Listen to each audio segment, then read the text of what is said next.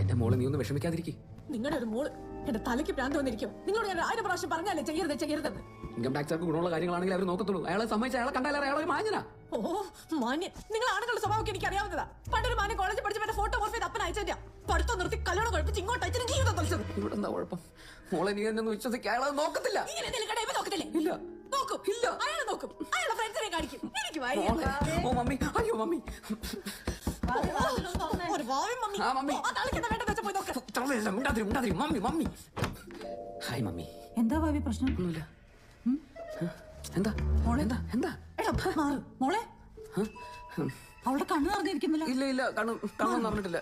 നോക്കി എന്താ പറ്റിയെന്ന് പറ. എന്താ ഒന്നും പറ്റിയിട്ടില്ല. പിന്നെ ഇൻകം ടാക്സ് വന്നതിന്റെ വിഷമത്തിലിരിക്കുന്ന. അത്രേ ഉള്ളൂ. നീ അങ്ങ് മാറിയിട്ട് ഞാൻ പറഞ്ഞു കൊടുക്കാൻ കാര്യങ്ങൾ. മോളെ ഇതൊക്കെ ആദ്യം ആയതുകൊണ്ടാ. കുറച്ച് ഇതൊക്കെ ശീലമായിക്കോളൂ അല്ലേ? അതെ പിന്നെ ഇത്ര നിസ്സാര കാര്യത്തിനൊക്കെ കരയാൻ തുടങ്ങിയാലെങ്ങനെ?